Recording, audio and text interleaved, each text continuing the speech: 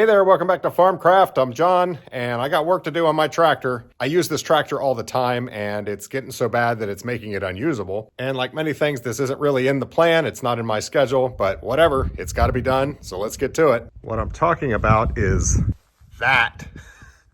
I have hydraulic leaks everywhere in this backhoe, and the backhoe, I don't use it all that often, but I do use it at times. It's really nice to have a backhoe that can go 24 miles an hour if I need to go just move a rock or lift something heavy or do some digging, obviously. And it's a long way away. This is what I typically use. But it also makes for a great counterweight on my tractor. You know, I can load up the front with rocks. I can pick up things on the back. I've even picked up a round bale with it and then a round bale on the front, stuff like that. The problem is it's leaking so bad that it's not holding the back end still anymore. So when you're driving around, that thing's flopping around, and if you're on a tiny bit of a hillside and that thing goes flopping down, it gets a little sketchy actually. So I pretty much have to do a full rebuild on this backhoe unit. I've rebuilt 2 of the cylinders, everything else is original. It's gonna be a big job. I've got 2 swing cylinders here. I'm positive there's leaking coming from the control valves behind there. Not sure what I'll find there. That cylinder's looking pretty good. This is the cylinder that I already rebuilt, but this cylinder here is leaking quite a bit. The boom cylinder is also hiding in here, and it needs to be repacked. 5 cylinders to rebuild. I wonder how much this is going to cost. So I got online and started looking for some seal kits, and look what I found. So this is one of the stabilizer cylinders, $281 just for the seal kit. And let's see, here's the boom cylinder, $252. This is Mahindra Direct Parts, which incidentally I have discovered is not associated with Mahindra. That's just their name. I looked around a little more. Bill's Tractor usually has pretty good deals. $240. This is the boom cylinder again. I mean, these seal kits are not cheap. I got 5 cylinders to do. Now, to be fair, I did look more, and I was able to find this website, which sells the seal kits for somewhere between $85 and $100 each. But I was not able to find all of the seal kits that I need for my backhoe for some reason. With those other prices, 5 cylinders, man, I mean, you're talking about $1,300 plus. A lot of money. But even if I were to order them here and they were within this price range, I would end up spending with shipping probably like $450 just for the seals. Don't be a sucker. There's a better way to do it. We'll get to that. Right now, let's get to work. It looks like a nightmare up in there. So I've got to get this cover off.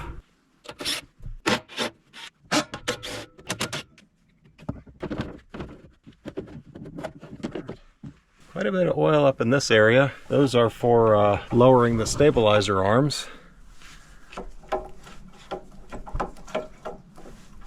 I mean, look how much oil.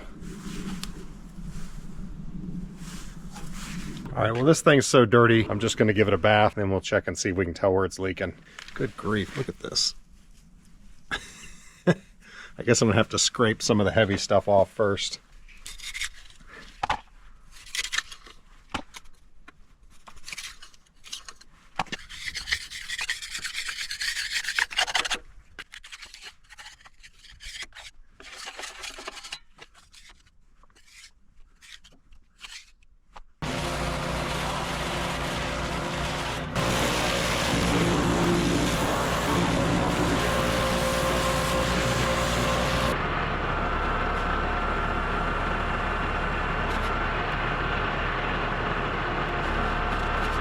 Well, that looks a little better. It's crazy how much gunk was on that thing. The big question is the controls. Where is it leaking here? It did seem to be concentrated here where the controls for the stabilizers are. So let's start this thing up. We'll run it a little bit and see what we can see.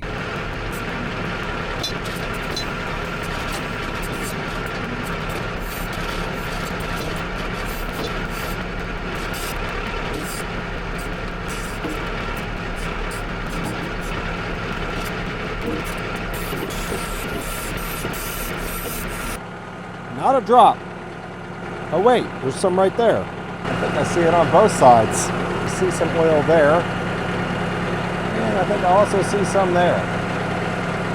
So I'm thinking I'm going to need to disassemble that and see what kind of seal there is behind it. Yeah, we're just going to rip it all apart. I mean, what can you do? So you have to be careful when working on pressurized hydraulics. There's something called a hydraulic injection injury. If that hydraulic fluid shoots out under pressure and shoots into your skin, it can make you lose body parts. You don't want to mess around with that, so be careful when you're checking for hydraulic leaks on a pressurized system. Here I'm putting my fingers around the area where I suspect the leak, but I have inspected it very closely and I know there's no oil shooting out. But really, I probably shouldn't be putting my fingers close to it like this. It's not necessary. You know, do what I say, not what I do. This is 100 acres of field mowing later. I didn't have time to tear into the backhoe just then, and I took it off the tractor, put the bush hog on, and mowed my fields. Had to be done. But now we're ready to get back to work on this backhoe. I put down a pig mat because this thing's just been sitting here pissing oil. I'm finally ready to start tearing this thing apart, and it's going to be kind of tricky. I think it's going to be easier to mount it to the tractor because I have to have it fully extended to get that bottom cylinder out. And hopefully I'll be able to get it out if I do that. So we're going to mount this thing. Now the way you mount it, these two pins here go into these two hooks here, and then this goes behind, like up into there, and a pin drops down through. And you use the hydraulics on the backhoe to help lift it into position and maneuver it into position.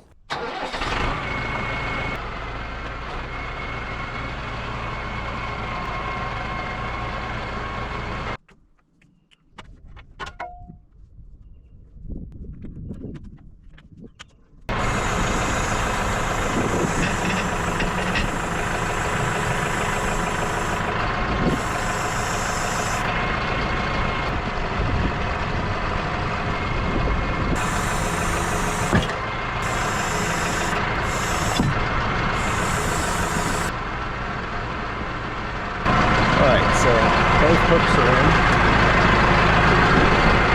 So now I use the backhoe push down against the ground, which will pivot that up into position and seat those down into there.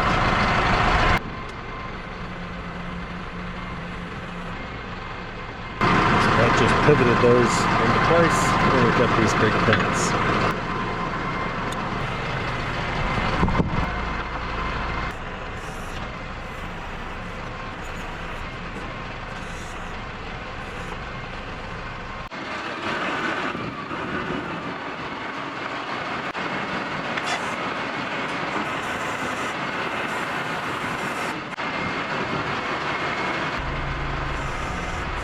Yeah, it's a little smaller than large Marge, but I got a lot of work to do on this thing.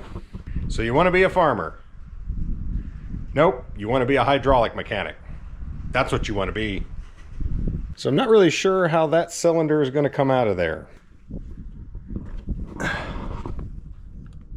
Yeah, it's got flexible hoses on it, so I think what I'm going to do first, because it's resting on the ground now, what I'm going to do first is take this pin out and retract the cylinder all the way so it's as short as it can possibly be, and then start working on getting it out of there. And hopefully there will be enough room. And that one I'm probably going to need to get a jack under there and support it, because right now the bucket is supporting it against the cylinder. I think the cylinder is the stop. I don't see anything else hitting, so yeah.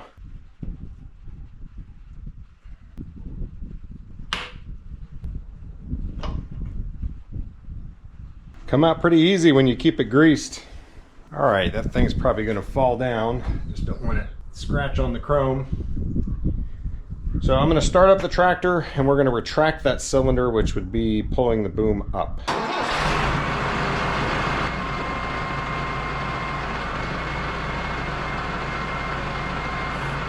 Same thing here. Pop it off a snap ring, whack it with a hammer. Well, lining that back up is going to be fun.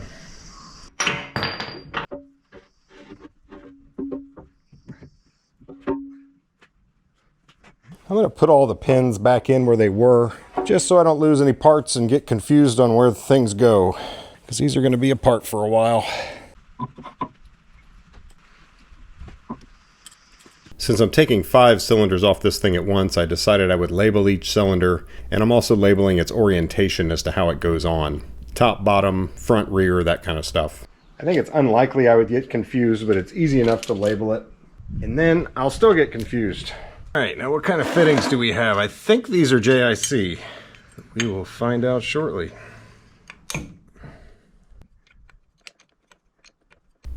Yep, those are JIC fittings. So you might ask yourself, what are JIC fittings doing on this tractor that's made in India? Well, America. The attachments are made in the USA, so the loader as well is made in the USA. The tractor itself is made in India. And I didn't realize that early on when, what was it? I first had trouble with this cylinder leaking. I called Mahindra to try to get a seal kit, and they couldn't help me at all, and they gave me some non-answer and told me to buy a new cylinder. Whoever was on the phone should have said, hey, we don't make that. You should call the person who makes it. Anyway, that said, even though this was made in America, this thing was new in 2008. I'm not sure all these seals should be leaking, and I would hazard to say that these areas here should definitely not be leaking, but you know, they probably just cut some corners on quality.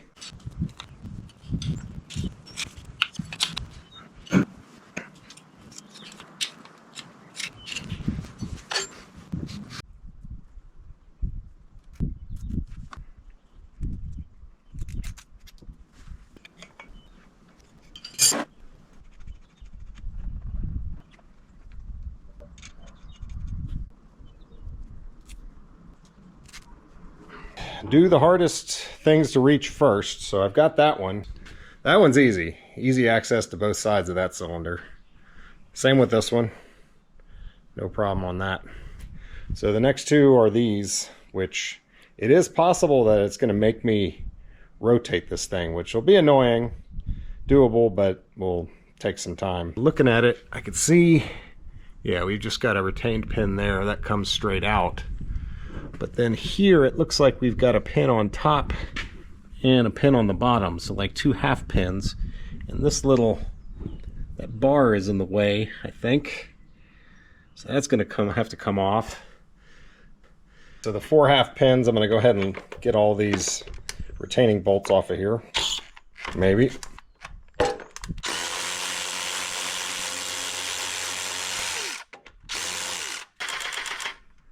Is there really a nut on the bottom of that, or is that just stripped? There's a nut on the bottom.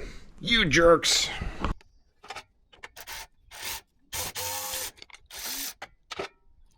So that was the top one. Let's see if we can do the bottom one.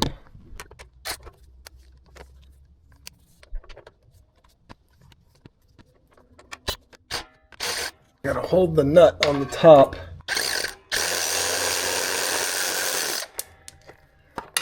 At least it's letting me do it just with a screwdriver, because there's not a lot of room for a wrench in there. I'm going to take the other 2 out, and then we'll start working on the pins. Alright, so I'm over on the other side. I'm going to try to get these pins out. And I wonder how long it is. How much does that need to lift up? And how much does that need to go down?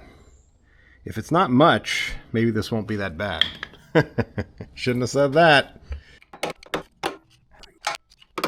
I saw the cylinder move. It doesn't even really need to come out. It just needs to allow the cylinder to come out. So if that'll do it, that'll do it. Let's see what this bottom one wants to do. It's hitting the grease zerk. So I might just need to screw that grease zerk off of there.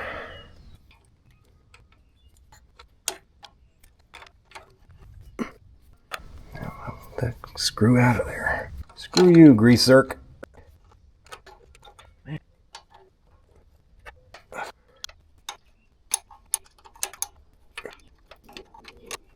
I think that'll drop down enough now.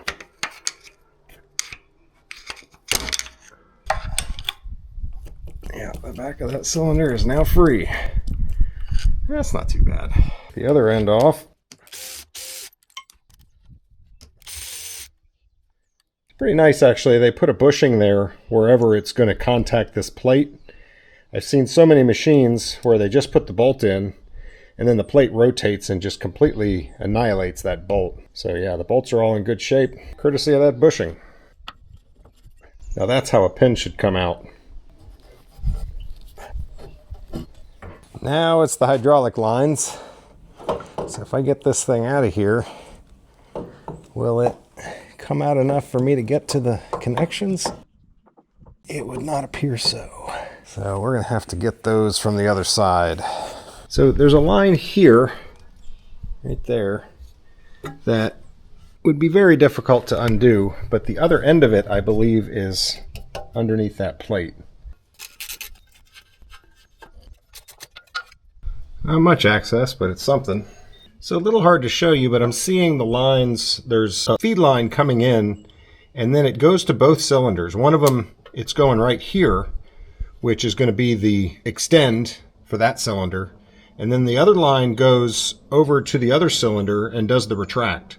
So the two cylinders are working in concert. They're just plumbed so that the pressure goes to the retraction on one, the extension on the other at the same time. The extension on this side would be to go left. So the lines for going right are on the underside of this one. This entire piece is the frame, so this is all welded together and this whole valve block is attached to that. So it's not like I can remove this to get it out of my way. It would just be nice if you could unbolt this, because I mean, come on.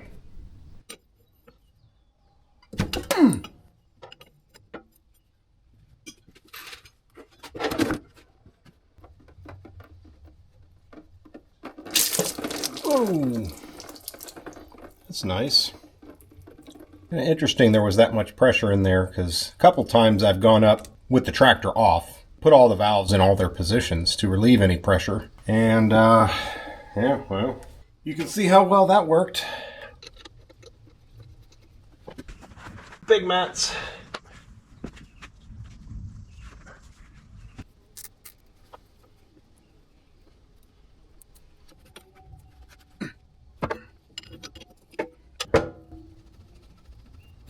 Even with all the washing I did on this thing is filthy. Alright, so this line right here, I believe, is going to be the last connection on that cylinder.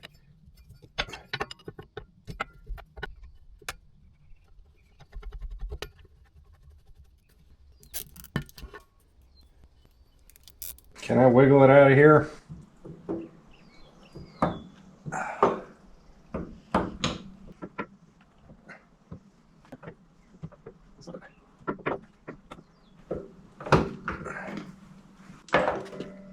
Wow. That's surprising. There's an actual roller bearing in there. I wasn't expecting that. I figured that would just be a pin. Alright, so the other cylinder has one more line attached to it. I think you can see the fitting there. I can't get a wrench on it now or it will be very difficult, but as soon as it starts sliding forward, I should be able to reach right there pretty easily and just undo that. But of course I'm going to have to remember when I'm putting it back together to do that. Of course I gotta fight to get this grease zerk out of this side too. It's not letting the lower pin go down.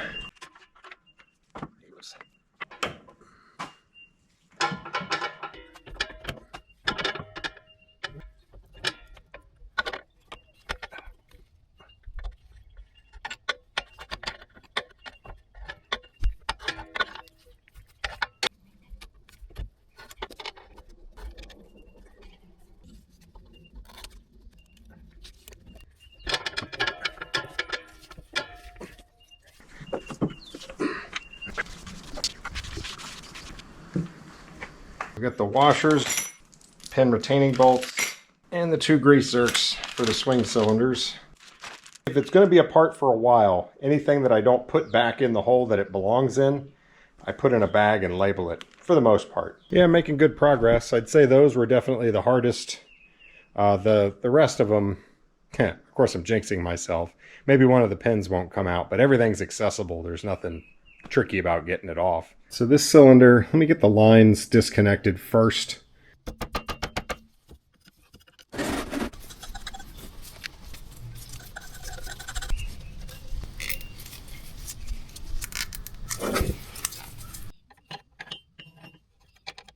Surprisingly, even though that thing is relatively out in the open, this is in the way of getting a wrench on it. So we're gonna have to crow's foot that thing.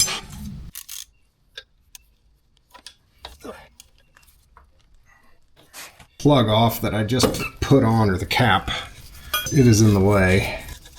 Give myself a little more clearance.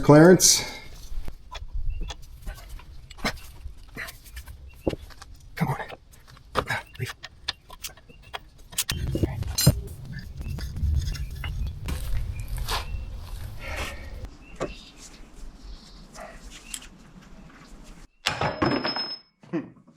Didn't expect it to come out in one hit. I'll take it.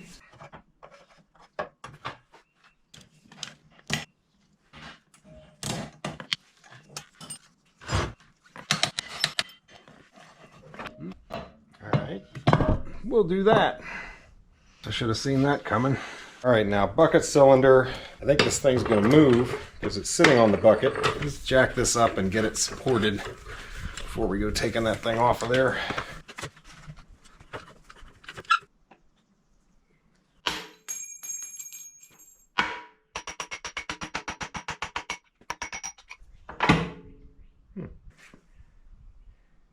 Looks like it's just going to be a pin like the others, but that side is welded. So what's going on here is, this is one piece. The pins go through, down. This pin is also welded and goes through. So I've got to take both of these snap rings off and drive this whole thing out.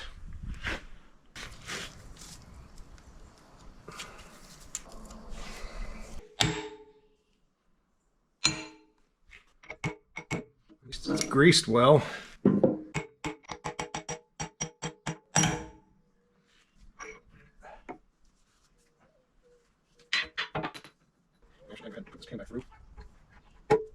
Alright, now I gotta get these lines off. Problem is, I am out of plugs. I used up my last 3/8 JIC plug and cap on that last line. So I bet you some of you know what I did. Printed out a couple sets of caps and plugs to do these last two lines.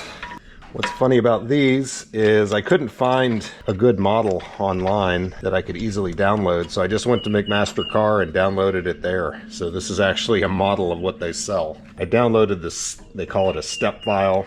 You just import the step file into Fusion and then you export it as an STL and print it. That's all I did.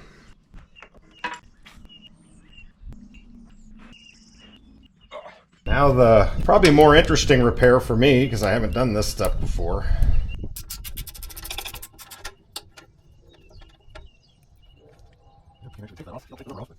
So just looking at how I'm going to get, I need to get this off of here, which means all of this is going to have to come apart. I'm just wondering if I should just take that off just to get this here out of the way, because if that comes up easily, would that simplify things or make it harder? I don't know. Maybe I just take these off. I don't even know if I'll be able to get them out. It's a puzzle that I don't know how to do.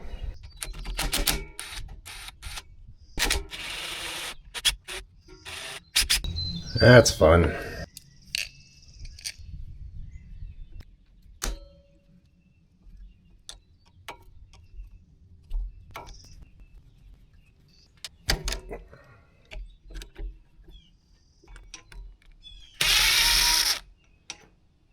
Alright, now is there any way to get that off of there?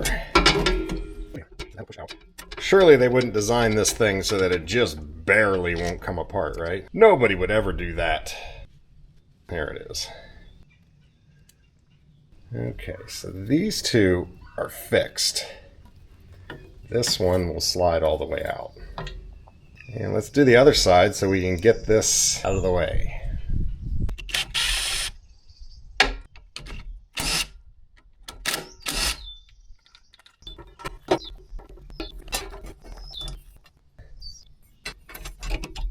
So these geese have made some appearances in other videos. At least I think it's the same two geese. Kind of hard to tell them apart. But they say geese breed for life, and every year we have two that come and lay eggs. And they've gotten rather used to us. They even come up into the yard. We are ready to take that off and see what kind of mess we're going to make. Drive.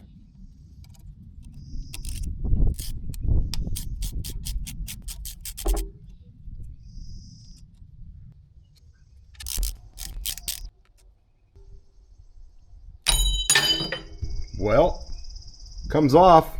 Not what I was expecting, though. There is a gasket there. And that gasket does have oil on it.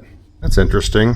This is the side that was definitely leaking worse, and it only has 2 bolts. And I will say they weren't as tight as the other side.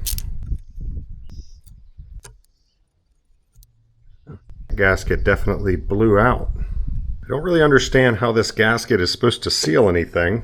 I mean, it's sitting there like that. So I don't really understand what this gasket is doing. It is obviously not sealing the spool right there, and it's not even up close to the outer part of the spool, so it's not sealing that. I mean, maybe the bolt holes that are there go all the way into the gallery, and oil can come up through those, so it's holding that pressure back. So I did find those gaskets from a Mahindra dealer, and they're $40 a piece. I mean, that is just a paper gasket. There's nothing special about that. I could rip it very easily. Yeah, the parts on this attachment are actually pretty astronomical, given what they are. I'm not convinced that that gasket is actually supposed to seal around this. I mean, the spool obviously is sealed internally in the valve block, but external to that, maybe that is what this gasket is meant to seal. I'm also trying to figure out if that unscrews. Like, is that pressed in there? What's the deal with that? I suppose it could just be pressed in, and then you expect a tiny little bit of leakage around it over time, and you put the gasket down. That might be all it is. Kind of an odd design. This stuff is 25 thousandths thick, so I ordered some. It's actually 30 thousandths thick, but almost the same buna in rubber, and I'm just going to cut my own out. And I think that will be tougher and more apt to seal than this paper gasket is. And I'm not paying $40 for it. It was like 16 bucks for a big sheet of it that I can make a bunch of gaskets out of. So that is on the way. In the meantime, I'm waiting on some parts diagrams to see if maybe I can unscrew this. Maybe there's an O-ring under here, but I don't want to start wrenching on it and mess something up. Anytime you're dealing with a valve block, there is a possibility that it's the spools themselves that are leaking. Now, I did start this thing up, tried to see again if it's leaking, you know, from the spool or from outside this, and I couldn't see anything because I did brake clean it off, and now there's oil again. Where is that coming from? Obviously, we are going to go on and get all the cylinders done. So let's go tear those suckers down, and we'll measure up the seals. And we're going to save a fortune because I saw how much the seal kits were for these. They're like $250 a cylinder. Crazy. I bet you it'll be 40 for me, maybe 50 per cylinder. I've got 5 to do.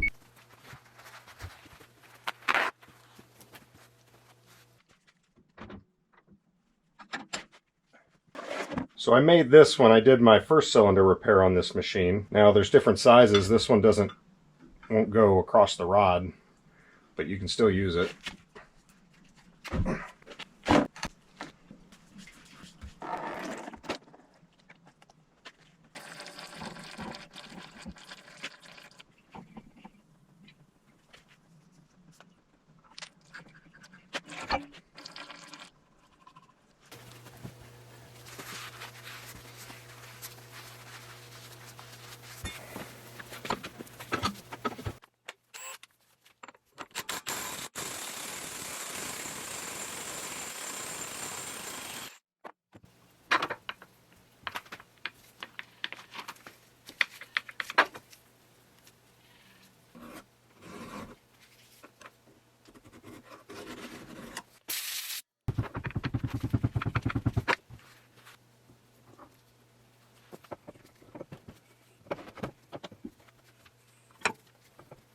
Alright, so piston's just the one O-ring there, and then the piston seal, which probably doesn't need to be replaced, but I guess I'm going to do it anyway.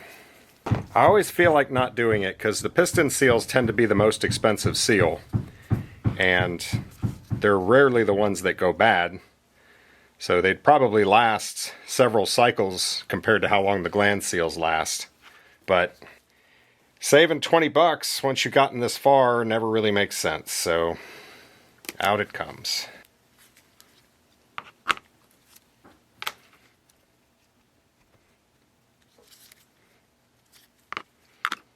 Now this one, the wiper you can see was blown out, but These don't even have metal in them. They're the easier wipers to deal with.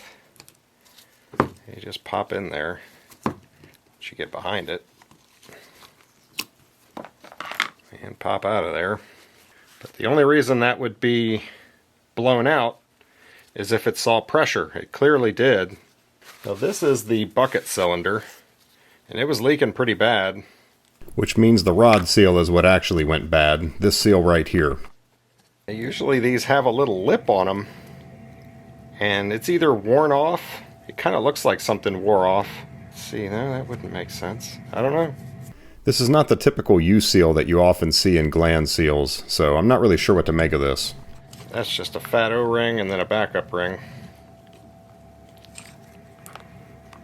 And one more O-ring on the outside.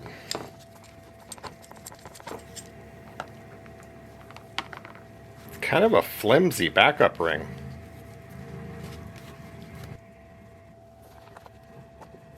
The barrel looks good. No scratches, no dirt, no nothing. So I am just going to plug that with a rag, and that can sit just like that until we're ready to put it back together.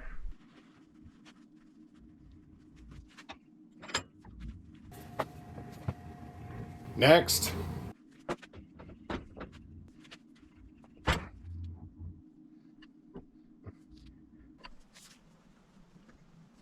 Yeah, this one's going to fight.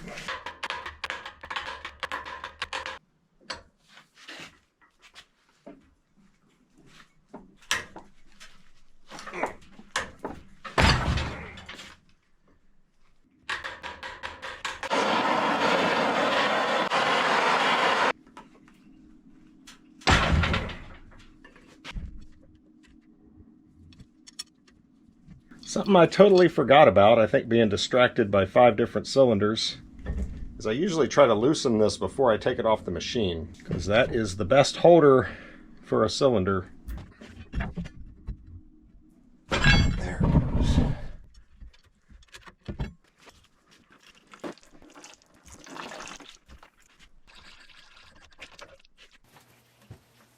Let's see how this bore looks. Looks good.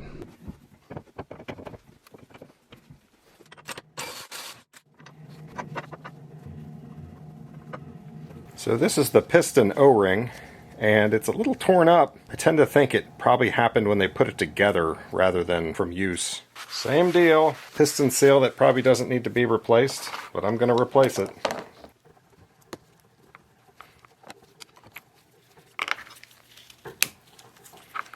I mean, you know, maybe I'm wrong about that. I always assume that if a piston seal is bad, your cylinder is going to be weak because the oil leaks past the piston and you essentially don't have much pushing power anymore. None of these cylinders seemed weak, so the piston seals all seem fine. But, you know, that did break pretty easy. I don't think if it was new it would be breaking like that. And since I think they probably cheaped out on these seals when this thing was new, better to go ahead and replace them all with good seals.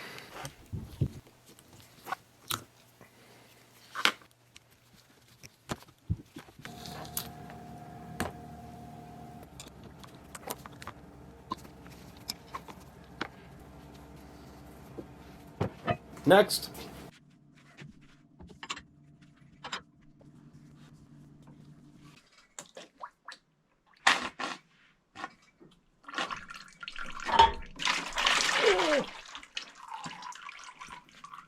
Almost had an explosion.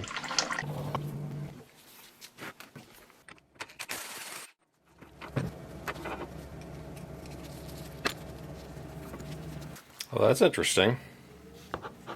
That O-ring was broken. But this O-ring doesn't actually seal any oil. Its job is to keep water and debris from getting into the cylinder. It basically protects the threads on the gland. Now see, that's more of an actual backup ring. See, that's stiff. Those other ones were like made of rubber. This is made of plastic. And you've got the gland seal in there that was actually leaking. And it just broke in half. Certainly shouldn't do that.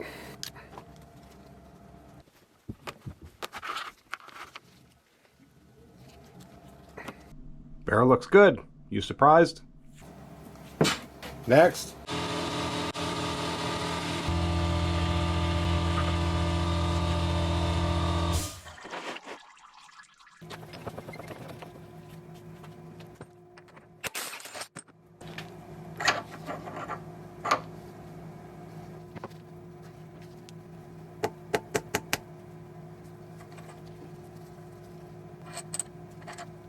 Yeah, these have a funny washer on them for some reason. It's not even straight. I don't know if it's been bent into that shape or if it's supposed to be cupped like that.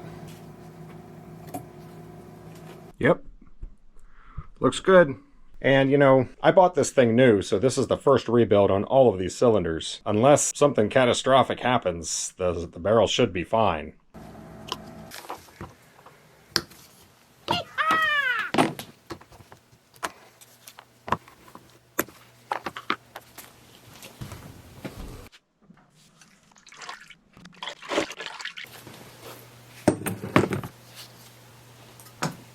No surprises or anything on this one. That washer was also kind of cupped, so same as the other one. I'll just put them back that way. So now we got to figure out the seals. I'm going to spend a good bit of time here talking about how to measure seals, how to identify them in a catalog, how to order them, and how to choose different seal materials so that you guys can do this for yourself. It gets a little technical. Some might find this boring. If you want to skip it and get on with the repair, go to this timestamp. The first thing you need to do is figure out if it's a metric cylinder or if it's an imperial, if it's in inches. You can measure the rod, you can measure the bore, you can measure the piston. It should land on a reasonable whole number, either in inches or millimeters. Yeah, if I just measure this piston, it's just under 2.5 inches, which is exactly what you want. It's going to be a 2.5 inch bore, and that's the clearance that this has to run in. So, like the other cylinders I've done on this machine, it's an inch cylinder. I need to measure the depth of that groove, and a regular set of calipers won't fit in. It's too thick. I looked online. It's hard to find a good pair of these inside groove calipers for a reasonable price. So I ordered these on Amazon for 60 bucks, which is a good price if these will do the job. These are thinner, and this isn't actually how you're supposed to use these, but I'm lining these up. You can actually do this pretty precisely with a little backlighting. 0. And now we can fit those arms in the groove and measure, and I've got 2.115, and I'm betting you that's supposed to be 2.125, because that would be 2 1/8. Being an inch cylinder, it's usually going to land on a number like that. So the bottom of that groove is 2 1/8, and you could also do it like this. I'm getting 192, you multiply that by 2. Just make sure you're actually reaching the bottom of the groove when you do that. And then just use some regular calipers to measure the groove height, which is 130 thousandths, again, just over 1/8. First of all, the bore for this one is 2.5. And I forgot to show it, but the rod is 1 1/4. The piston seal groove is 2.125. The height is 0.12, actually it was 0.13. And it's a two-piece seal. They call that a piston seal assembly. And then the only other thing we need to measure is this O-ring. There are videos online on how to do this, but basically you want to measure both directions and average. So I get 78 that way. Let's do it out here. Getting about 55 that way. Like that. You don't want to crush it, you just want to touch it. Yeah, it's like 75 to 55, which means this is going to be 65 when you average it. And recall this is an inch cylinder. What is 65 thousandths close to? Well, it's close to a 1/16 of an inch. 62 thousandths is a 1/16. Sorry, metric guys. This is what we deal with. You know, when the O-ring's been installed for a while, it's going to deform, but the material is still all there. So it's no longer round, but if you average it, you're going to get very close to what the original was. And then you do the same thing with the diameter. That's just 1.1. 1.11. So it's just over 1.1 OD. Which is real close to 1.125, which is 1 1/8. Alright, so let's measure for this wiper here. And this is where the groove calipers definitely come in handy, because you can't really measure that with a regular caliper. There's no way to get in the groove. Okay, what is that? 1.613. Now, there are calipers that make measuring that groove height easy, but I don't have one of those. So I can measure to the bottom of the groove and then measure that top piece. So that measures 310, and then this guy here, yeah, I'm going to have to get close. Yeah, it looks like 100. So that means the height of that groove is 210. Now I'm trying to measure the groove for the rod seal. So I don't know if I'm going to be able to show this to you guys, but the amount that these are sticking out limits how deep of a groove you can measure. And these are not sticking out as far as that groove is deep. What's happening is the arms are contacting here and stopping my measurement. I hope you guys can see that. The arms are hitting. It's not the bottom of the groove. So I can't measure that groove with these cheapo calipers. Shoot! So what do you do in a case like this? There are tricks. One thing you could do, get some grease and some ball bearings and stick them in there so you know the size of the ball bearing, and if you can get it sticking out past the groove, you could potentially measure just with a set of regular calipers. But even these, I can't do that because these won't fit down far enough to reach the groove. So then you're talking about using ball bearings and a bore gauge. Why can't you just use a bore gauge? Well, you can probably fit the bore gauge in there. Boy, now it's going to be hard to get out. And yeah, now that bore is set, the gauge is set to that diameter, but how do you get it out of there to then measure it? You can't. You've got to, I shouldn't have stuck that in there.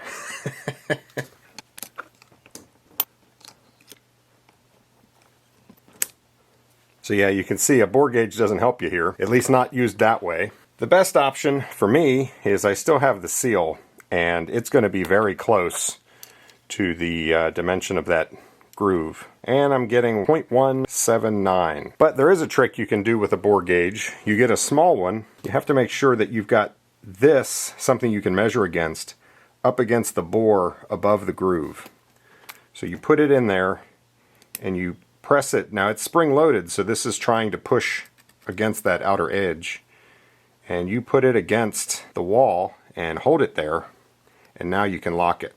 So now that measurement between this face and the top of that is the depth of that groove. So then you can take calipers and you can measure like this. It's not perfect, but because these things come in steps, there's kind of some standard-ish sizes. 0.176. What did I get on the seal? 0.179. Yeah. Now that's not actually the size of the groove. You need the bore. Yeah, the bore I can just measure right here. So that is 1.253. Go ahead and get as precise as you can. To get the full dimension there, it's going to be this times 2 plus the bore. It's 1.606. That is the seal groove dimension.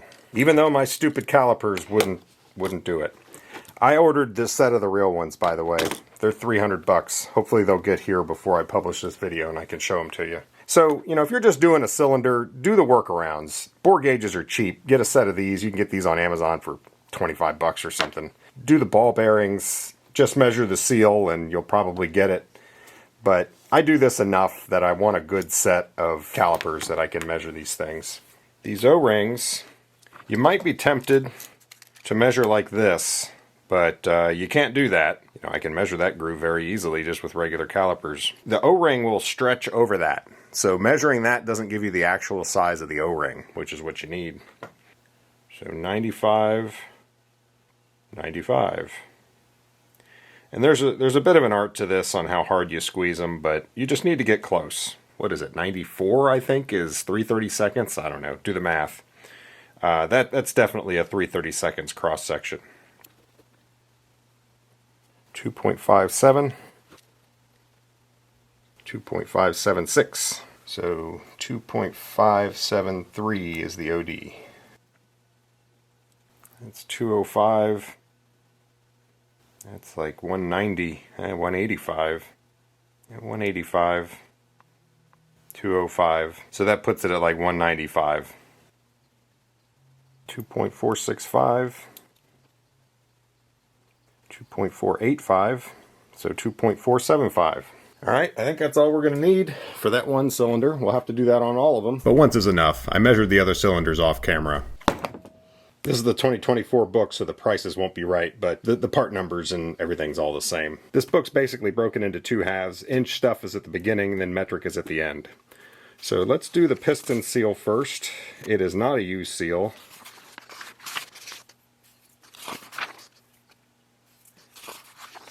Starts to make you nervous after their piston seal assemblies. That's what we're looking for. And then you can see that's what our piston seal was. And yeah, it's this. So now here's where the real advantage comes into doing this stuff yourself. What kind of seal do you want to get? You know, I use Hercules. There's other reputable seal manufacturers, but Hercules makes good stuff, and they have just about everything, so I really like using Hercules. It's what my hydraulic shop uses too, incidentally. But you have choices here on what you want to use, and you get to pick based on your use case. Now, this backhoe doesn't get used real frequently. It sits idle a lot, and the best, most forgiving material for that kind of thing is really the king of seals in hydraulics, and that is urethane or polyurethane. But you can see here I've got glass-filled PTFE. The glass-filled makes it stiff, so it's going to be like resistant to extrusion. The PTFE makes it very low friction. But the glass-filled is also going to put some wear on your bore. Not an issue for me, but I don't want PTFE. PTFE is low friction, tends to be more expensive. Polyester is not something that I know a lot about. I don't think it's something that I want to use. There you go, urethane. That's what I'm looking for. And got more glass-filled PTFE. I guess they're just different profiles. Yeah, and then over here you've got, again, a thin outer seal with an expanding ring. This O-ring in the center gives it some preload. It's pushing that outer seal against the bore. And that's 15% glass-filled PTFE. Let's see, here's another one, 15% glass-filled with an FKM, which is Viton expander. These don't match my profile. There's another one, bronze-filled PTFE. That's probably going to be expensive. You know, something like that would be really good for a daily use machine that's going to have many, many cycles. That is going to outlive a urethane if it's just raw cycles. But that's not my use case. This isn't going to tolerate as well being let sit idle for a long period of time like I will. Urethane will do better for that. So you get to pick what's the use case for your machine, what are your goals, and you can buy the seal based on that. So we're going to go 268, 269. So my piston groove is 2 1/8, the height is 0.13, and the bore is 2.5. So let's just look at for 2.5, the OD nominal, 2.5 right there. Oh, that's interesting, 2.106. I actually measured a little smaller than 1/8 than 2 1/8, and I assumed that's what it was, but this is probably what it was. And you can see, like, that's even smaller. It's definitely not that. That's even bigger. It's definitely not that. I think that's my seal. The height, 0.115, will fit very well into 0.13. The groove width is 0.13. I think this is it right here. Piston diameter, 2.496. That's almost exactly what I measured when I measured the piston. Yeah, the bore is 2.5. $7.60, at least in 2024. Yeah, urethane's not terribly expensive. That's perfect. That's what I want. So the piston seal, PS 1500 40. Well, let's look at this this wiper now for the gland. See, this is the metric section. Let's get back to inch. And we've got wiper rings. We're going to want urethane on this too. Urethane is tough and it doesn't crack when left idle, or at least not as easy as some of the other materials. You can see I got a lot of different options on the wiper. Urethane and fluorocarbon right there. This one's 90A urethane. Urethane with a rubber expander. Here's another urethane. If you just want to match the one that's here, this one has like a cutout on the bottom. And that would be this one. Looks like it comes in urethane, buna in, and fluorocarbon, and I would go for urethane. See, like, this one doesn't have that cutout. This one doesn't have that cutout. I'm kind of curious, you know, this is getting to the edge of my knowledge. I don't know which one is like the best. Which one's going to hold up long term. So going with the same style that was there is probably a good plan. 361 to 364. My rod is 1.25 inches. When you're doing this stuff, you look for the nominal ID. So 1.25 inches is right here. And let's see, what did I measure for the groove? I measured 1.615, which 1 5/8 is 1.625, so that's certainly what it is. And the height, what are the difference between these two? N, what is that N? N designates nitrile, HT designates high temperature, V designates fluorocarbon. I just want urethane. So I want the one that's not the N.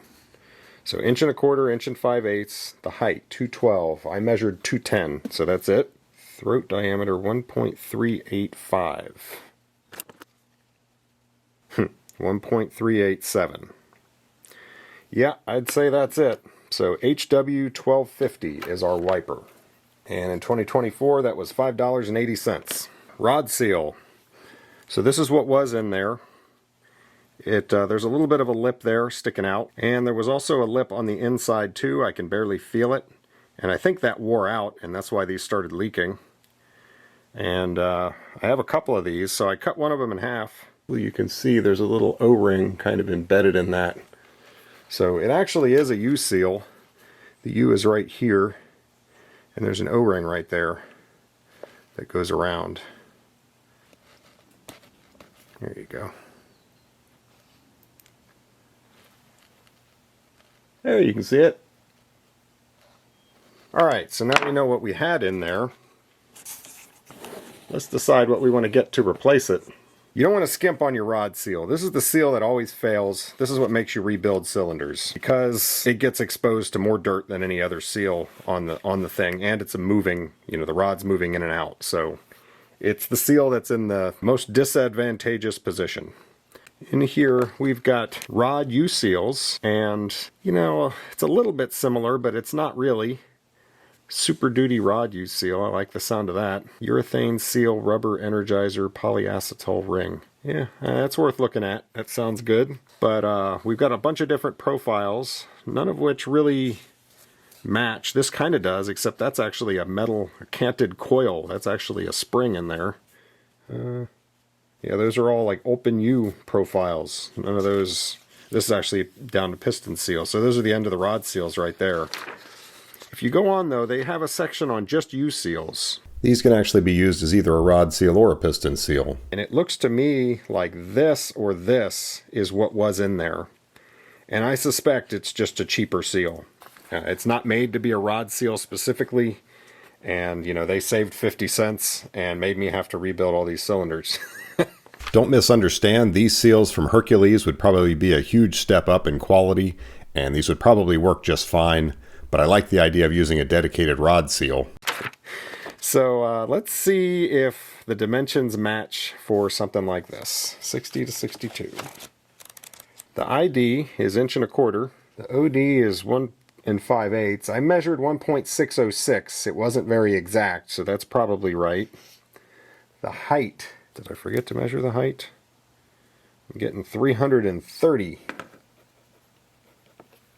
So it'll be boring to watch me look through a book on camera, so I'm going to just take this and look through things and kind of see what my options are. Yeah, I don't think either of these is going to work because the height is wrong. A few moments later. They did not have the right size in this. I did find two in the dedicated rod seal section. One was an RTU and one was a DRTU. RTU 18, 1.25 inches, 31 height, and it costs $13 in 2024. They just call this an asymmetric twin lip rod seal. The other one is a heavy duty rod U seal. And it is right here, 18, 1.25 inches, 31. So the nominal ID is 1.25 inches. The OD is 1 5/8. The height of the seal is 5/16. The groove width is 343 plus 15 thousandths tolerance. And my width fits right into that. So that will work. This one costs a little bit more. It's heavy duty. If you look at the profile, it's got two lips on it and it looks pretty beefy when compared to this one, which just kind of has this, everything looks smaller on that. So this is definitely my choice. Now one thing, when you're looking through this, when you go to a different style of seal, the first thing you need to check is what pressure will it do. Some of these are low pressure seals, so 6,000 is way more than I need. What temperature will it do? If you're in some kind of specialty machine or you're running in Texas, you might need to get a higher temperature seal. it is urethane like I wanted, and how fast can it move? Some of these are only 1.5 feet per second, which would probably work, but I'd rather be safe and get the 3 foot per second. Yeah, as you're looking through this, the first thing you want to do, okay, the PSI is fine, the material's fine, but the feet per second is too low on that.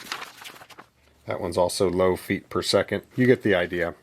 But this is going to be my pick for the rod seal. Don't chintz out on those. Those are the ones that are going to make you rebuild the cylinder next time. Alright, we're almost there. Now O-rings. O-rings can actually be pretty intimidating because there's so many. I think this book makes things fairly easy. So your standard O-rings round from page 398 to 440. O-rings typically are buna in rubber. I'm simplifying things, but what you'll see the most is a Duro 70, which is a little bit softer, and a Duro 90, which is a little bit harder. So the 90 is a little tougher, is going to resist being extruded through a gap a little better.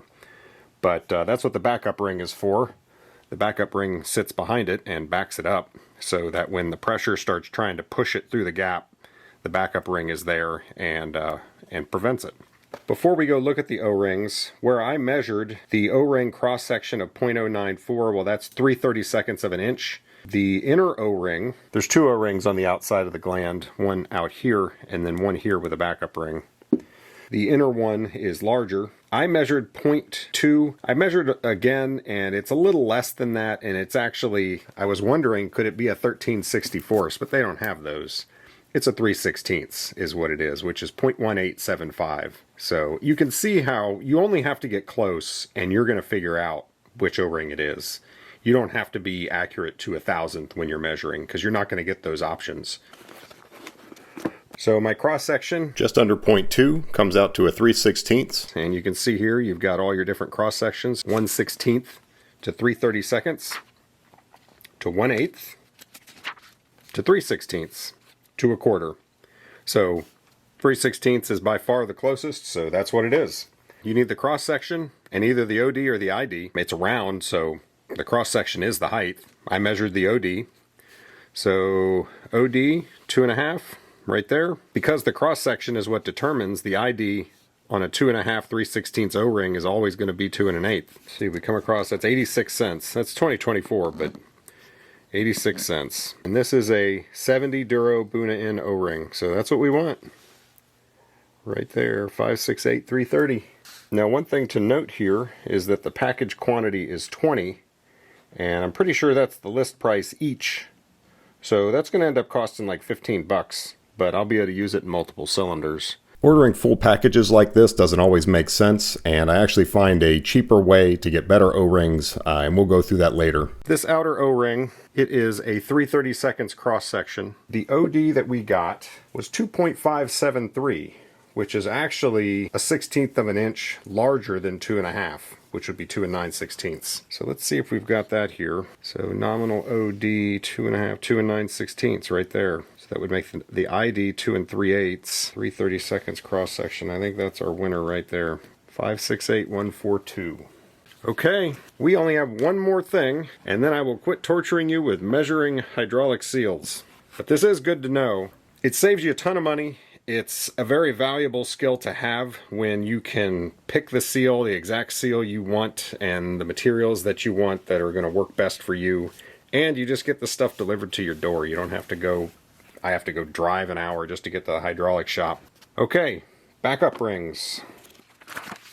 We've got an option for Hytrel, which I don't know much about. After doing some research, I've learned that Hytrel is probably the best material for backup rings. If this was a high demand sealing situation, like a backup ring on a piston seal, then I would use Hytrel, but this is just the backup ring for the static O-ring on the gland. This doesn't move, it doesn't get exposed to dirt. It's a very low demand sealing situation, so urethane is going to work just fine and be cheaper. So I'm going urethane again. So 468 to 481.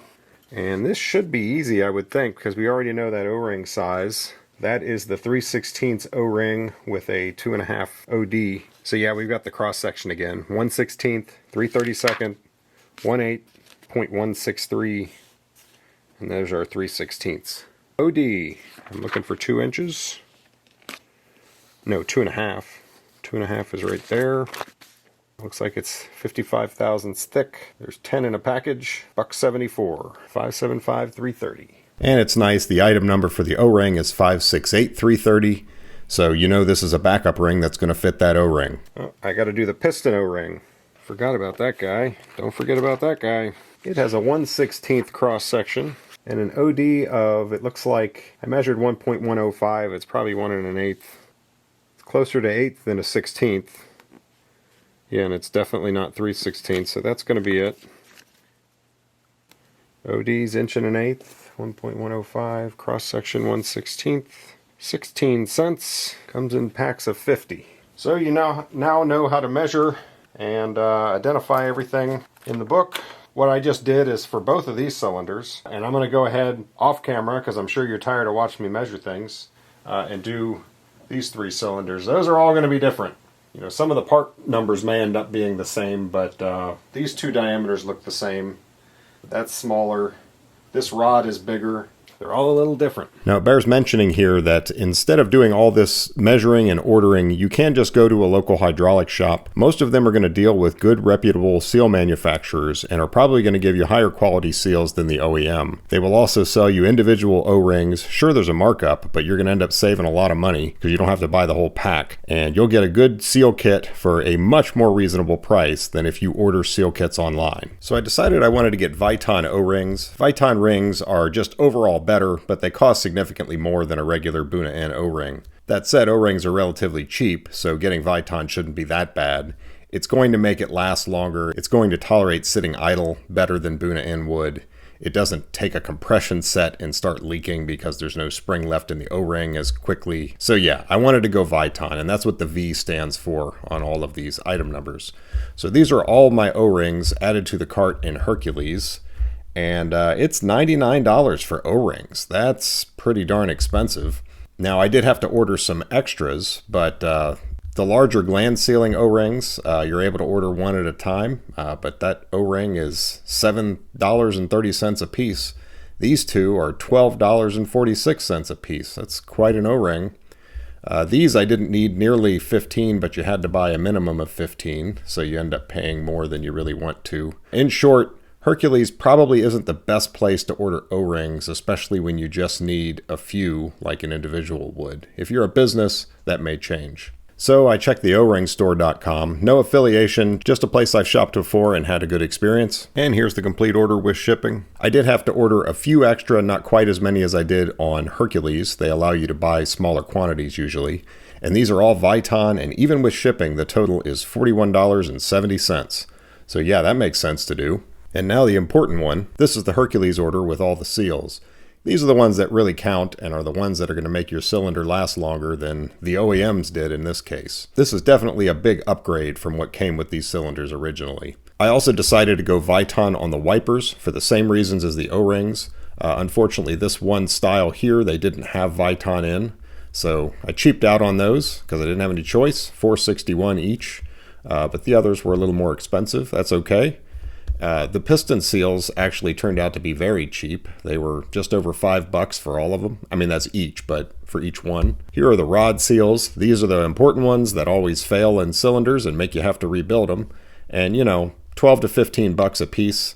Certainly can't complain about that. And these are backup rings, which you did have to buy 10 of them. So I have a bunch of extras, but it was 11 bucks and 12 bucks. Big deal. So the total cost for all the seals, even after tax and shipping, was $198.70. Add the O-ring store order of $41.74, and we get a grand total of $240.44. That comes out to $48 a cylinder. So not only did I spend less than one single seal kit on this website, but even with the more reasonable website, I still spent about half as much, and I got much better quality seals. If I had bought those, I would have had the same sort of marginal quality seal kits that originally came with the machine. Now I've got good quality Hercules seals, Viton O-rings, Viton wipers. This is a big upgrade for less money. Hard to beat that. All right, enough yakking about seals. Let's get back to work and get this thing fixed. Even sitting here, this thing is declaring itself. I can see oil there. It's not up here. So it's not coming out from around the spool, it's coming out from this bushing. Can you see that? So this is what I could find on that valve block, and there you can see the plate I've taken off. There's the $40 gasket. And then these things, what is that picturing? Is that threaded? I can't really tell what it is. Not the best diagram. I see a bunch of O-rings floating out in space here. Looks like there's some O-rings underneath these. Those are the valves for the stabilizer cylinders. Where are these O-rings? Maybe they just levitate above the valve block and seal it that way. So I'm going to do a little messing with it. Well, it turns very easy. Oh my goodness. All that. Look at that. It's a stupid O-ring. Yeah, I made a mountain out of a molehill there. Good grief.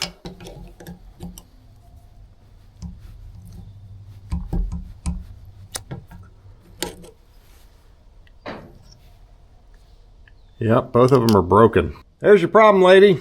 Well, that's nice. At least I actually discovered the problem. So I'm not sitting here scratching my head anymore. Let's go ahead and get this side too.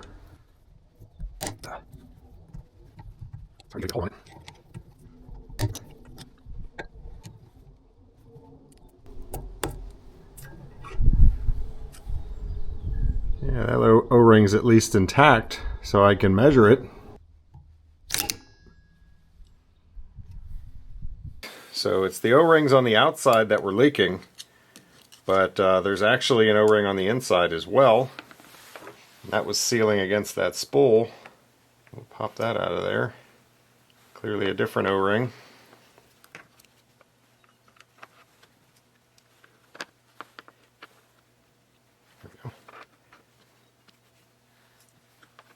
Now I'm pretty sure these are going to be metric, so I would expect reasonable whole numbers on millimeters. I'm getting 1.7, 1.54, 1.52. It's about 1.6. I've got 18.2 and 18.4. This has me second guessing myself. Maybe these aren't metric. I mean 66, 62. That's a 1/16 of an inch. Let's see what the ID is. 695. 695. Alright, so I've been sitting here measuring these things and I figured it out. They are metric. They don't fit with any imperial sizing, but metric O-rings are actually kind of difficult. This skinny one is a 1.6 millimeter cross section, 15.1 millimeter ID, and an 18.3 OD. The fatter one there is a 2.5 millimeter cross section, 14 millimeter ID, 19 OD. And the reason I find the metric ones to be harder is just because the steps between sizes are very small. I mean, obviously when you start at the smallest sizes, you got 1 millimeter, 1.2, 1.5. Actually, even there, that's not so bad. But then 1.5 to 1.6. That's not really easy to tell the difference between. So hopefully you know when you combine it with your ID, it will elucidate things for you. But I mean, for instance, here you've got an ID of 8 with a 1.5, and here you've got an ID of 8.1 with a 1.6. You can see what I'm saying. It's difficult to measure with calipers, especially on an old distorted O-ring, definitively tell those two apart. Then there's a 1.78, and you'd think they'd stretch out from here. Then there's a 1.8, a 1.9, a 2, those are all going to be difficult to distinguish, a 2.4 and a 2.5. It can get challenging just getting into the right cross section, you know, in inches. So 1/32 of an inch is 0.78 millimeters. That's a big jump. That's a lot more than 0.1 millimeters. So we start out with 1/32, then we go to 3/64. Now on the very smallest ones, granted, that's going to be a pretty small jump. And then we go to a 1/16. So those you're going to have to measure well, but there's not that many 3/64 O-rings. They only list one. Then it's a 32nd jump, 0.78 millimeters between them. That's very easy to distinguish. This is another 32nd jump. That's to an 1/8. The next jump is a 1/16. So that's even easier. That's going to be 1.5 millimeters. The next jump is another 1/16. You get the point. Some of the metric O-rings, it's very difficult to distinguish them because the difference in cross-section is tiny. That said, in most applications, I think as long as you're close, it would still probably work, even if you don't have the exact right one. But it's really nice knowing you have the correct O-ring. Alright, so my calipers got here. Still waiting on the seals. These are from Hercules, and These are really the only ones that I could find that do this. They can measure pretty much any groove depth. They can also measure any groove height because, you know, all calipers, you can measure a height that way. But this one has it sticking out the side and the bottom. You can still do the bottom thing. But see, you've got a caliper right there. So if you want to reach down inside a bore, you can put that in the slot and you can measure that groove height very easily. And of course it helps if you turn the caliper on and zero it first, but you get the point. So yeah, that is really cool. And then as far as measuring the groove depth, you do it a little differently. It has pins on the back for various size grooves. Mostly I'll be using that one, which is grooves up to 3/8 of an inch. You open it up, depends on how far down you need to reach, you can put it through either hole. But put the pin through and push it down onto a flat surface, so you're basically zeroing the pin to that face there. Push the caliper against it and zero it. There, so you're zeroed with that pin. What's happening is when I push the caliper, it's just pushing the pin forward. And you just push the pin until it contacts the wall. So I'll put that back to 0. You just hold it in there, push until it hits. It's very easy. Very accurate readings. Easily measure the depth of that one that these couldn't. Reason being, that pin is sticking out farther than these are long. So I think these are more like $215 or something, but then with taxes and shipping and tariff and all that stuff, it ended up being about $300. But now I've got them, and it's going to make stuff like that a lot easier in the future. Now we're going to replace this $40 paper gasket. So this is Buna in rubber, 1/32 thick. I'm just going to cut one of these out of this Buna in. The other side where the gasket seems to be fine, I'm just going to leave it be. I don't see any reason to change that one.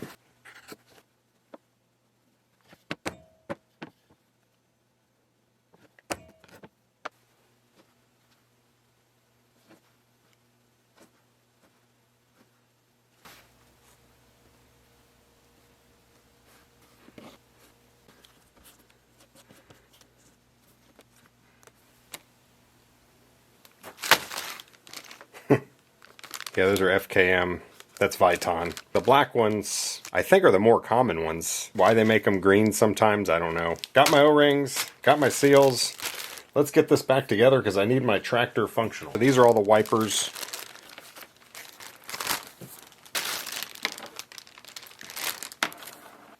And these go in pretty easy, generally. You just pop them in there. Don't say that until it's already in.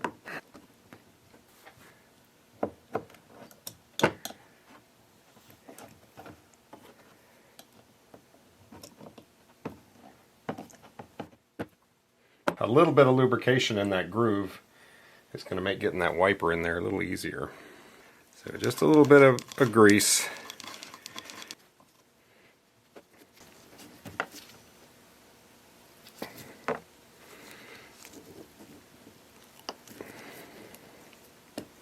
Yeah, that one definitely went in easier. So it just occurred to me that might a little bit get in the way when I'm doing the U-seal. So I'm going to do the U-seals now. So those are our heavy-duty U-seals. The open U part always faces the pressure, so that's going to go in there like that, down in the lower groove. So yeah, when I was looking online, I saw one place had one of these for sale for like $120. You can get a pack of 3 of these for $17 on Amazon, and they work fine. You know, there's really not much to it. It's 3 rods, and they just need to pivot. Don't pay $120 for it. So that makes the seal much smaller and much easier to get down in there.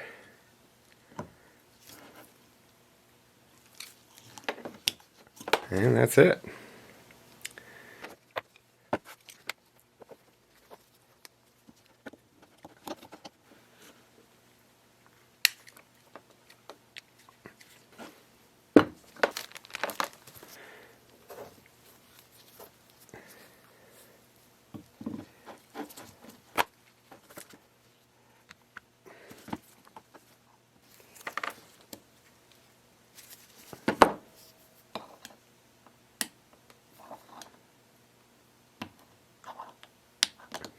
Alright. She's in there. I'll put a little grease in this one since that one was such a struggle. This is one of those rare things where the smaller ones are harder. A great big cylinder with a great big gland, there's a lot more room. It's just easier to get the parts in.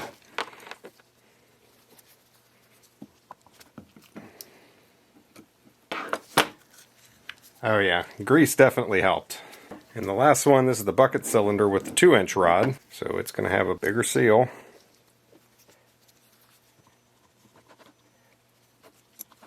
And that one was a piece of cake. Back to our wipers.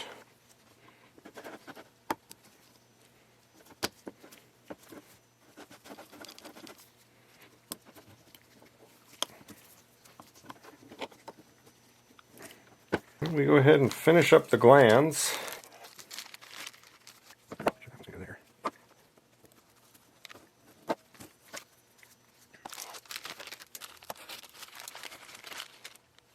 This part needs a backup ring.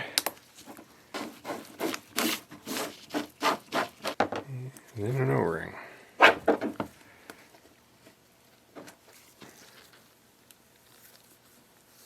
So that gland is done. There's 5 things on the gland. There's the external O-ring, and all that's doing is sealing water out. I don't like to put O-rings over threads, but those threads are nice and filed off.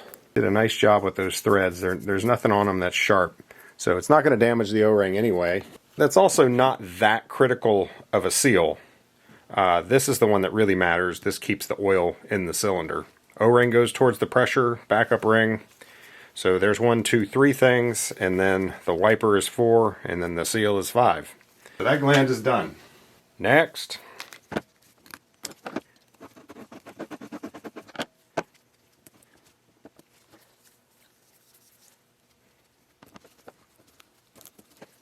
Okay, 1, 2, 3, 4, 5.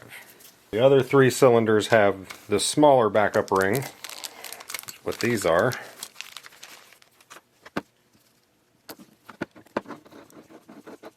And smaller O-rings.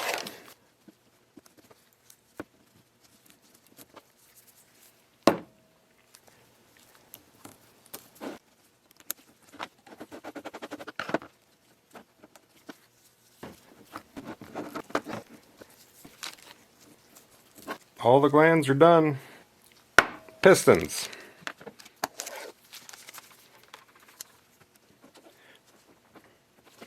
So that is the pre-tensioning ring. Now, is that going to go on there? I believe it will, as long as I don't twist it. I'm going to do a little zip tie trick. When you're dealing with these little things, it's nice to be able to have a way to really grab it and pull it, and a zip tie won't hurt it, and it's also something that you can just cut off very easily when you're done.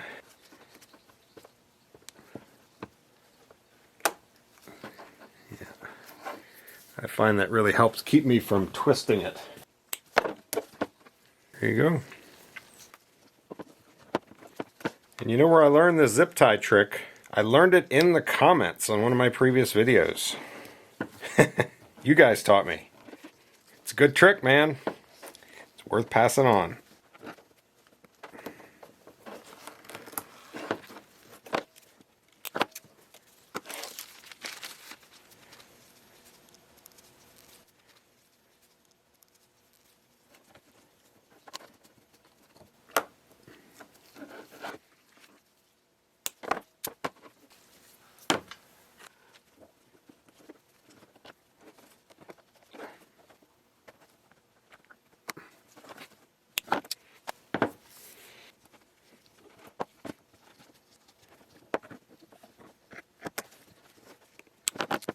Would you look at that?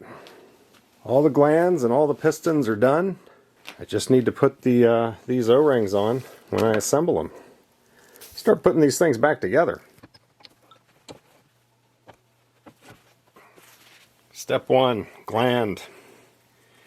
Got everything nice and clean. There's no dirt or lint or anything on it. And I just wipe the rod down with a good clean towel. Can take some force to get it to go over that gland and then the seal.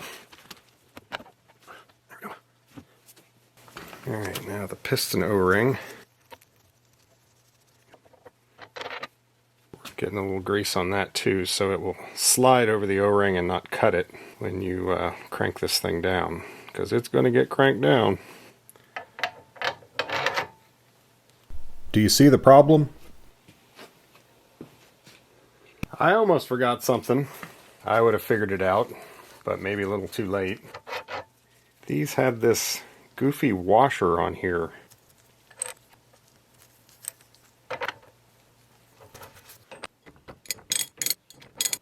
And then people ask, how tight do you tighten these things? It's easy, you tighten it till it clicks. Click! Alright. I mean, the real answer is, there is a torque spec. It's very high. You're not going to break it. You want to tighten that thing pretty darn tight. Guten tight. That's how tight it needs to be. So I'm actually going to do something I typically like to tighten them by hand. But all of these rods have this, I can't remember the name, spherical bearing. But it gets in the way of me really grabbing it and holding it well. And I'm going to rip it out of the vise if I put much more torque on it. But an impact can. So I'm going to go ahead and hit it with the impact too, just to make sure I've really got it. That is Guten tight.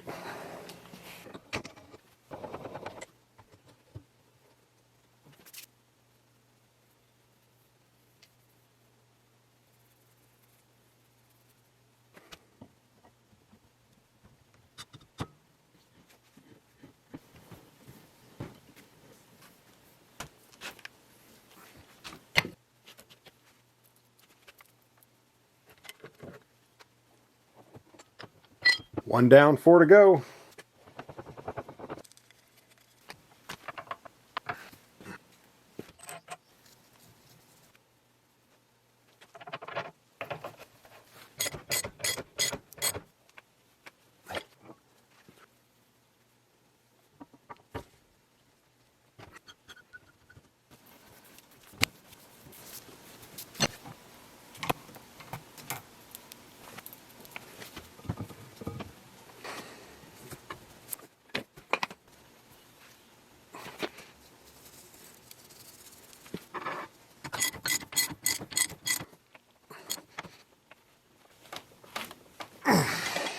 Click.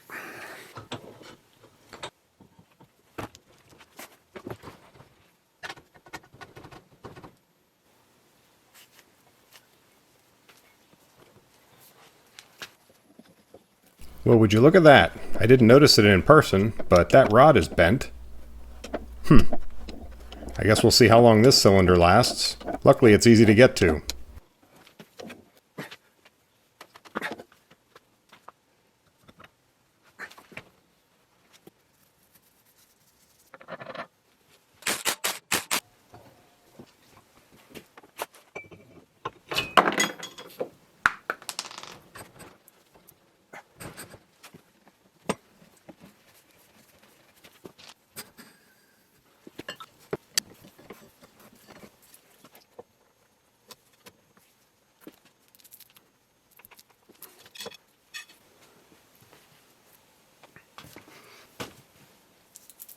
Alright, cylinders are all repacked, so we can start putting them back on the tractor. That's a big hurdle out of the way. We're going to go to this swing cylinder first.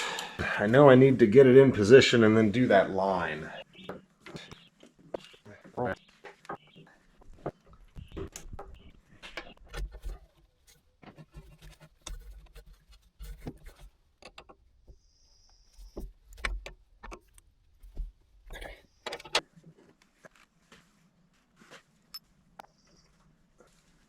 Trying to get that washer to line up, it's not so easy.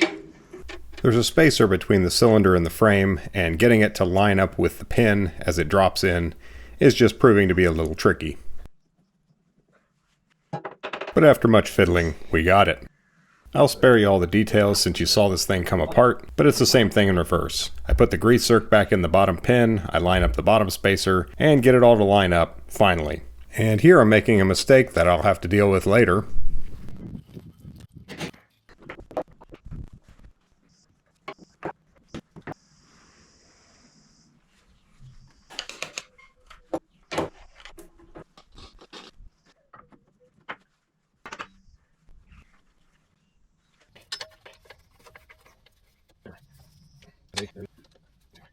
This blue line needs to go right there.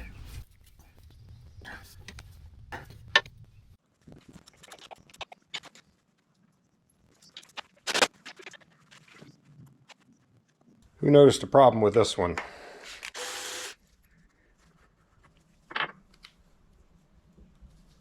Oh man. The grease zerk is right here. So that thing needs to rotate 180. And in order to do it right now, I'd have to take hydraulic lines off, which I really don't want to do. I think once we get to the testing stage, I will retract this thing, flip it around, and re-extend it. And hopefully that'll work okay. So I've got this labeled top and bucket is going that way. So I know it goes in like that.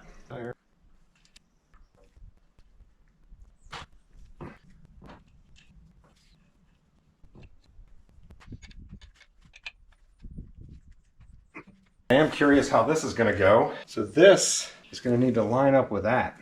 And you don't have a lot to work with. Like if I need to pick it up, I guess maybe a big digging bar or something. Reach up in there with.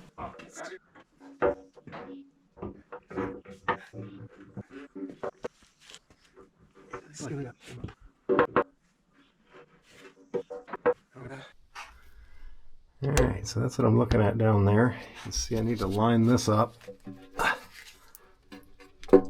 and then pick it up.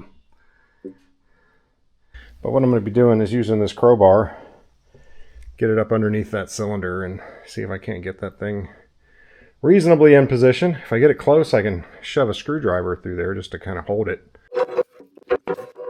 So prying with the crowbar really didn't help at all. I was worried that I was going to damage the hydraulic lines levering against them. And I tried reaching back in there to lift it up, but it's just too far out. Gonna need a different plan. Yeah, a block of wood underneath the cylinder at about the halfway point allows me to use it as a lever.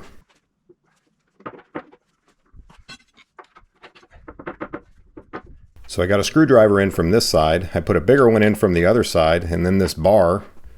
And then I'm trying to get the pin in. I'm surprised that worked.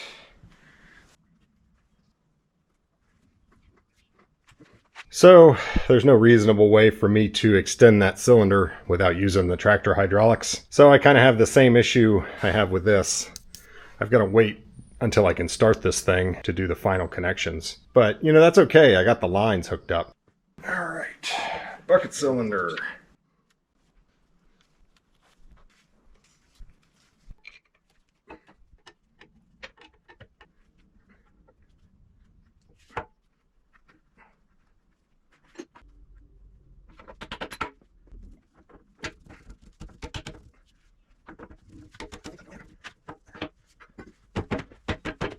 So I had one washer here. I think it was in there. Darn it. This is from when I was taking it apart. Get her done and quit belly aching.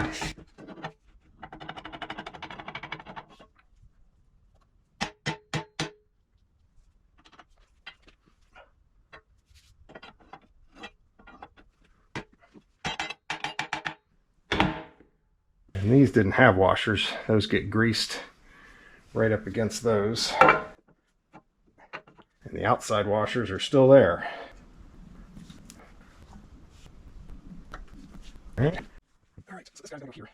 So here's the stabilizer cylinder. When I took it off, getting these lines off was tricky. So I decided to go ahead and hook up the lines with the cylinder upside down. I can't tighten them all the way because they will fight being flipped over. So I still had to do some final tightening from underneath, but this definitely made things easier.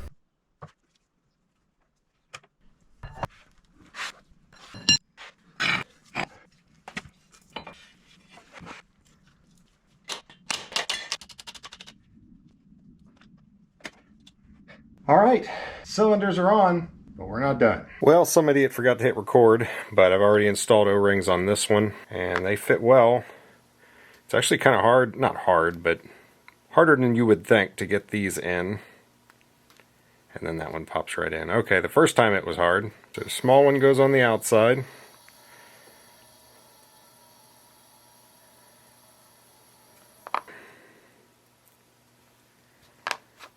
And then this guy.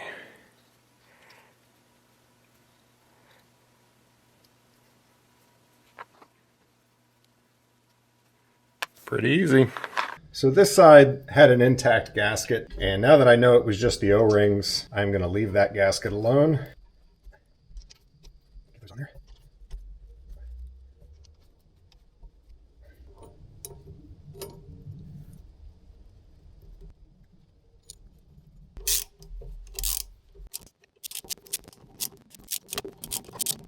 Now this guy.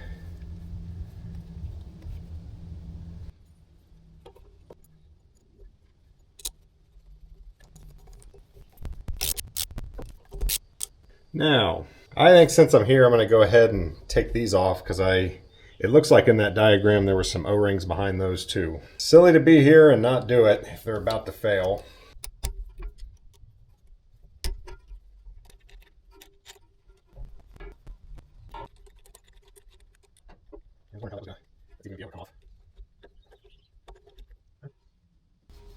So how do I get it out of there?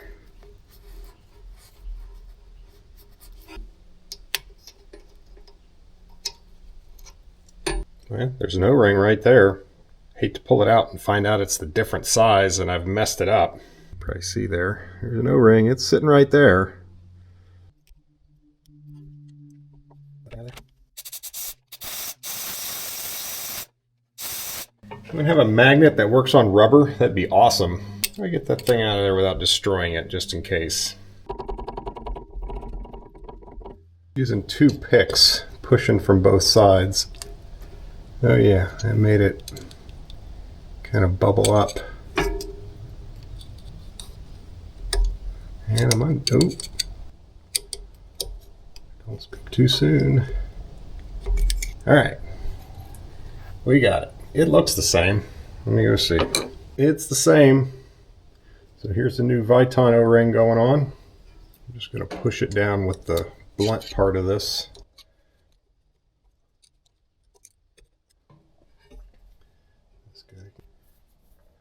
The way they designed this thing, these sides catch that, so it gets held down by this.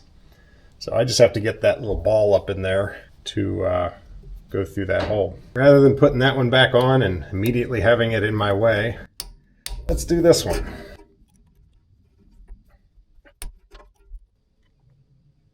Same with this one.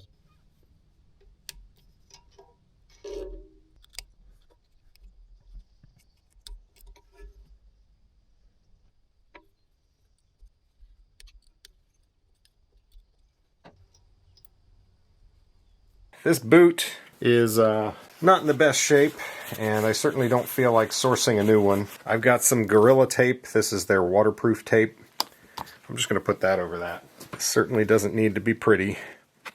Just needs to be there.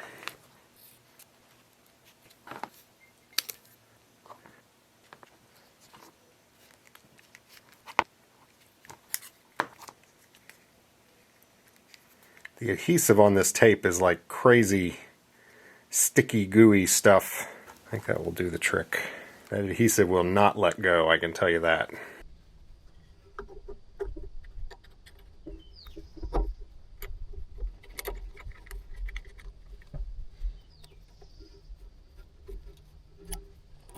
You know, there's definitely parts about this backhoe that I like. The way it's built. They weren't trying to build a piece of junk. I think they might have just cheaped out on the seals. They probably got a really good deal on something that's not going to last that long. And I mean, it did last 15 years. That said, if I was ever given the option, do you want to pay $100 more and have top quality seals put in when it's new? You're like, well, of course, because I wouldn't be doing this right now, I don't think. You know, this being built pretty serviceable. The bushings around the pin retaining bolts.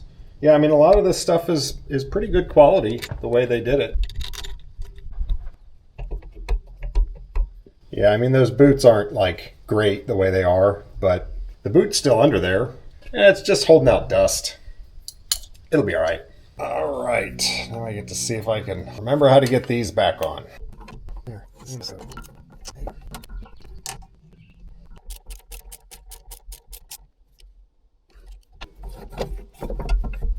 there's that side.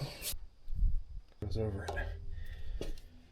All right, I guess we're about to find out if I forgot to tighten any hoses. The first thing I want to do is get the boom cylinder attached, but we'll start it up and hopefully stuff won't go spraying everywhere.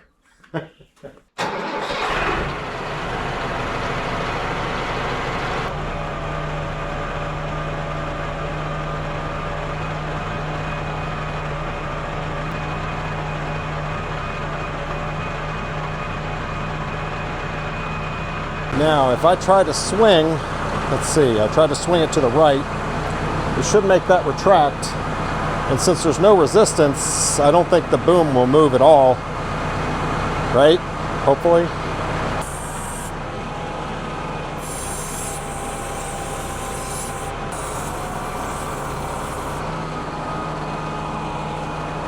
Oh, thank goodness. I was afraid there wouldn't be room to turn that around. That would have stunk. Alright, so now we'll go left.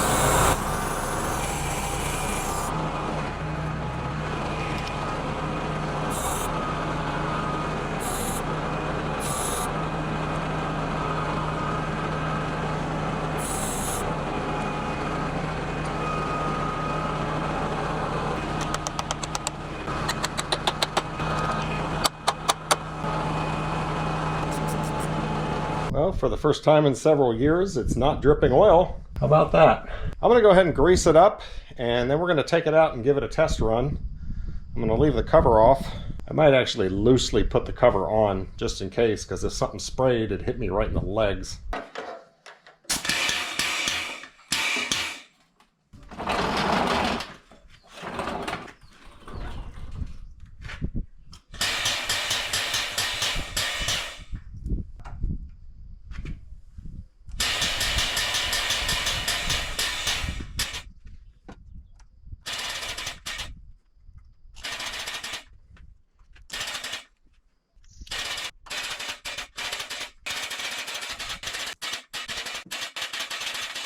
And before I forget about it, I want to get some grease on all of this.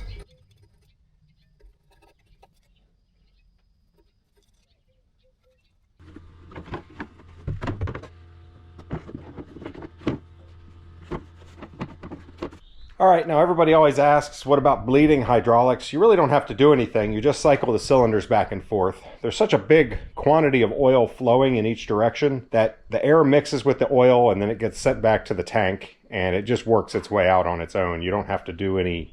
It's not like a brake system in a car where you actually have to bleed it. I am going to need to check the oil in this thing after I get all these cylinders full. So right now, I think what I'm going to do is just get everything lifted up so that I can drive out of here and get out in the open. And then I'm going to cycle everything, check the oil, and see where we are.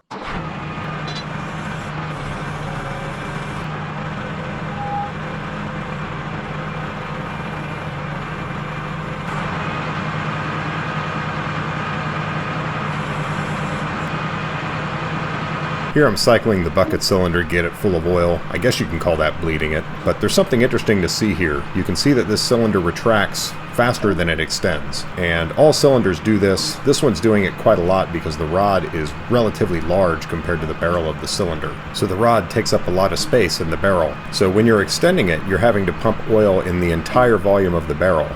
But when you're retracting it, the rod is in the way, so you don't have to pump nearly as much oil to fill that space, and that makes the cylinder move faster. It's also not as strong, so this cylinder, while it's slow on the extension, is going to be much stronger that way, faster on the retraction, but weaker. And you'll notice that when the cylinder is strong, extending, that's when the teeth are ripping into the ground. That's not a coincidence. They engineered it that way.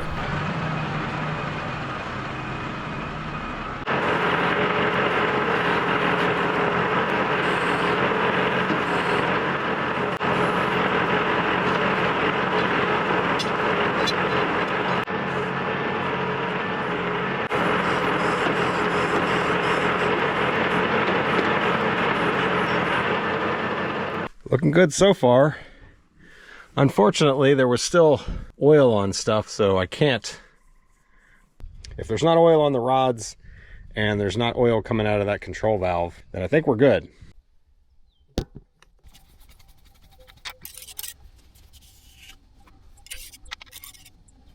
Barely on the stick.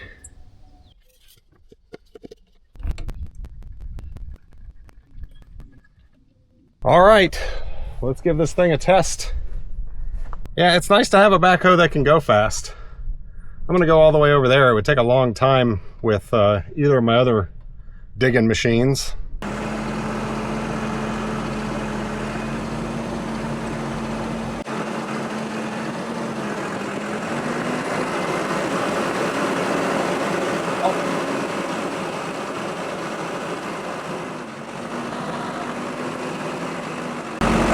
Here. It's Marge. What's up, Marge?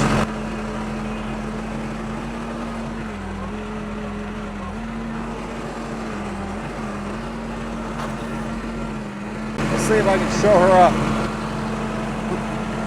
I can move faster than her. That's about it.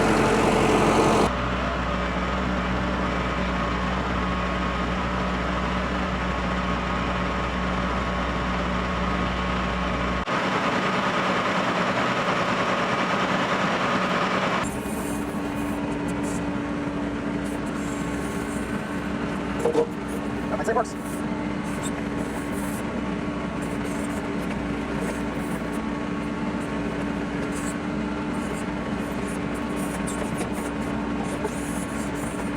Yeah, I'm just checking the swing strength. It was never very strong, but they never are. This is a hook that mechanically locks that boom cylinder so it can't go down.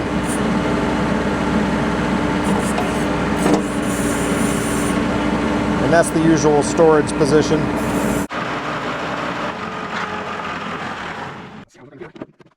So before, this was all soaked with oil, and some on this side too. But now, nada. Thank goodness. Rods are dry. No drips underneath. This was very wet, that bucket cylinder. Yeah, that one's dry. And the boom cylinder is also dry. So now my tractor actually has no leaks. Until the loader starts leaking. Yeah, it's got 2 lift cylinders, 2 curl cylinders. Those are all still original. And they're all holding up. Made by a different company. They might have used better seals. I would suspect they did. KMW. The other thing about the loader is every time you get on the tractor, you raise it, you lower it. It gets used so much more regularly than the backhoe does, which can sit for many months. So that's a disadvantage to the backhoe. And I probably shouldn't be knocking their seals so much. That thing sitting idle for over, a year sometimes, and then getting used, and it lasted for 15 years. I probably shouldn't complain about that, but I will anyway. All right, guys, this video is a wrap, and now I've got my workbench clear so I can get to work on some other things. Thanks for watching. We'll see you on the next one. So I realized after I shot that with Marge in the background, it didn't give you a real comparison of the size difference.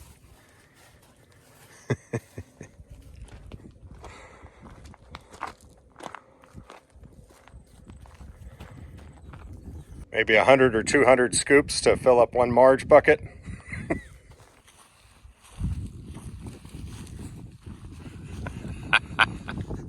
That thing looks like such a toy. It almost doesn't look real. It's a little model. See, I can reach the top of that guy. On Marge, I can reach to about there.